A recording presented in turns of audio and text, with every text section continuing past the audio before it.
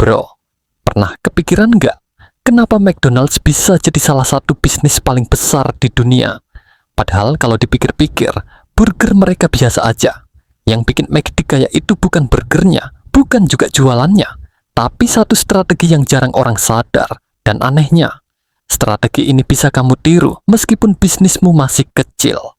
Ini kisah Ray Kroc, salesman gagal yang akhirnya menguasai McDonald's. Ray Kroc bukan orang kaya, bukan juga jenius kuliner. Dia cuma salesman yang udah hidup puluhan tahun di bawah standar.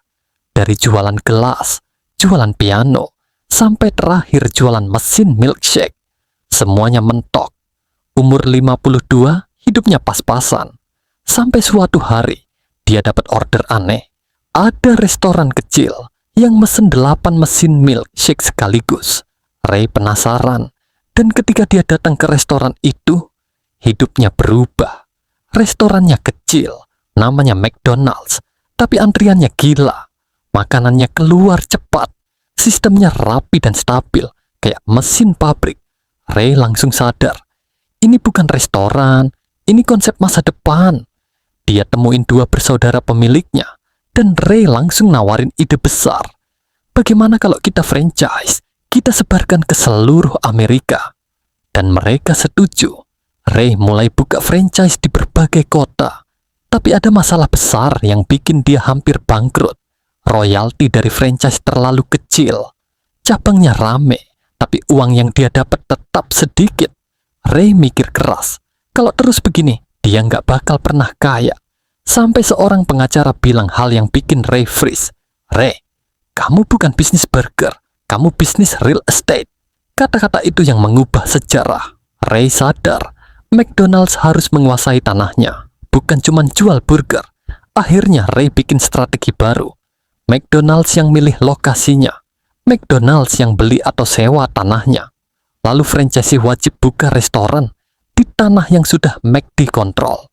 Dan franchisee bayar sewa tanah plus royalti. Dari sini McDonald's punya 2 sumber uang, sewa properti dan royalti penjualan. Itu yang bikin McDonald's tidak hanya besar, tapi stabil, bahkan lebih stabil dari bisnis makanan itu sendiri.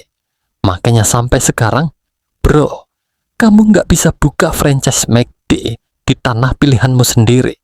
Kalau lokasi itu bukan tanah yang dikontrol McD, kontrak otomatis nggak disetujui. Karena bagi McD, burger cuman produk, tapi tanah itu aset masa depan. Dan strategi inilah yang mengubah McDonald's dari restoran kecil jadi perusahaan real estate global berkedok makanan cepat saji. Ray Kroc mulai sukses umur 52. Jadi kalau kamu merasa telat, ingat, yang bikin Ray menang bukan umur muda, tapi cara dia melihat peluang yang orang lain lewatkan.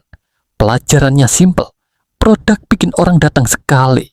Sistem bikin mereka balik lagi. Tapi aset itu yang bikin kamu bertahan lama. Dan untuk mulai, kamu nggak perlu jadi Ray Kroc. Kamu cuma perlu keberanian untuk ngelihat bisnismu dari sudut yang beda.